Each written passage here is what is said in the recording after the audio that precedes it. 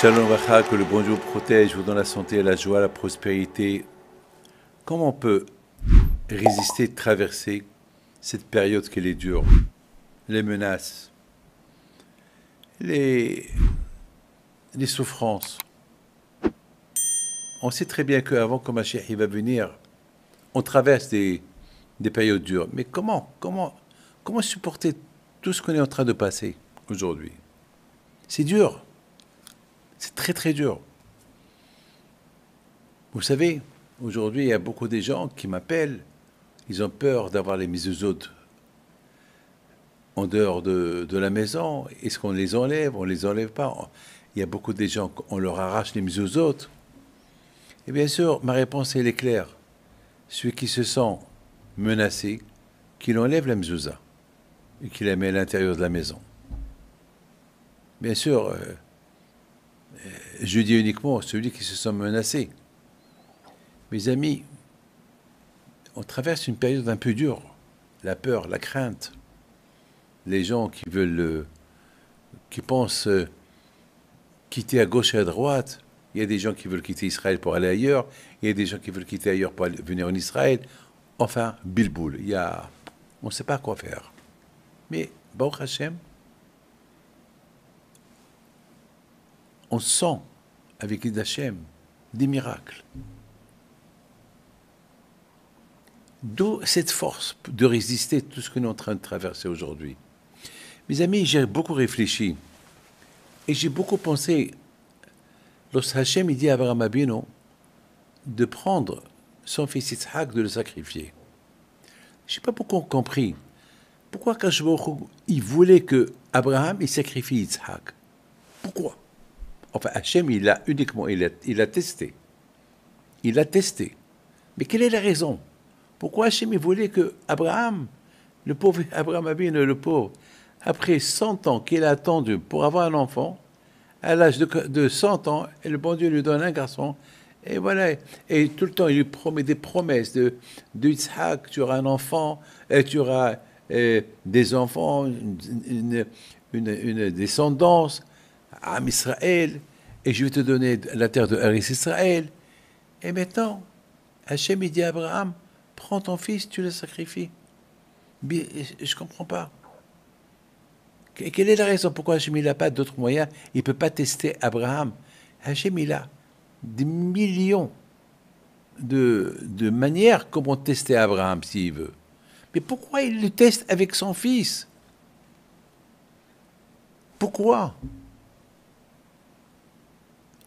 Et en plus, Abraham Abino, il ne pose pas de questions. Il va à l'aveuglette. Mes amis, après je raconte une belle histoire. La réponse, elle est. C'est parce qu'Hachem, il savait que les Juifs, ils vont traverser des périodes dures, comme les périodes qu'on traverse aujourd'hui, et comme des Shoah, comme des pogroms, on a traversé. Et c'est dur. Lorsqu'on se sent menacé, parce qu'on est Juif. Alors, Akadosh Baruch Hu, il a voulu nous donner un courage. À travers qui? À travers Yitzhak Abino. Hachem, il dit à Abraham, tu prends Yitzhak, tu le sacrifies. Maintenant, dans Yitzhak, il y a tous les âmes, tous les neshamot, tous ceux qui vont sortir de Yitzhak Abino, tous les juifs qui vont sortir jusqu'à la venue de Mashiach, ils étaient dans Yitzhak. Donc, au moment que Yitzhak s'est sacrifié, donc nous tous, on s'est sacrifiés. Et on a tous senti la kedusha de Yitzhak Abino. Tous, on a senti les hachamel, la crainte de Dieu qu'il avait Yitzhak Abino en Dieu. Donc tous on a tous senti comment Yitzhak il est parti avec force pour être du sacrifice. Nous, on était en lui. Donc nous, on a eu cette force-là. Et c'est cette force-là qu'on a eue. C'est pour ça qu'on rappelle tout le temps la Hakeda de Yitzhak. Pourquoi on rappelle tout le temps la Hakeda de Yitzhak? Pour se rappeler que déjà on a traversé une fois, lorsqu'on était dans le corps de Yitzhak Abino, ce sacrifice-là. Et c'est ça qui nous donne le courage pour surmonter toutes les épreuves que nous avons aujourd'hui. Il y a un ami à moi, c'est un pilote de United Airlines.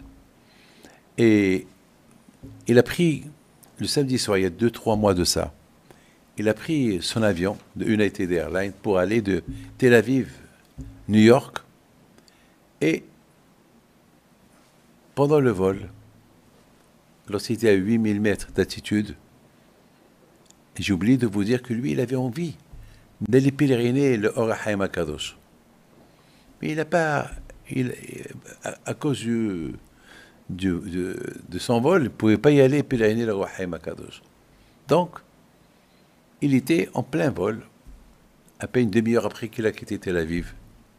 Et voilà la fenêtre de l'avion, du coup. Elle s'est cassée. J'ai la photo là. Elle s'est cassée. Donc, il était obligé de faire demi-tour et il a fait un atterrissage d'urgence. Et bien sûr, dans sa tête, c'était quoi? Aller pèleriner le Or HaChaim HaKadosh. Avec presque ce miracle qu'il a eu,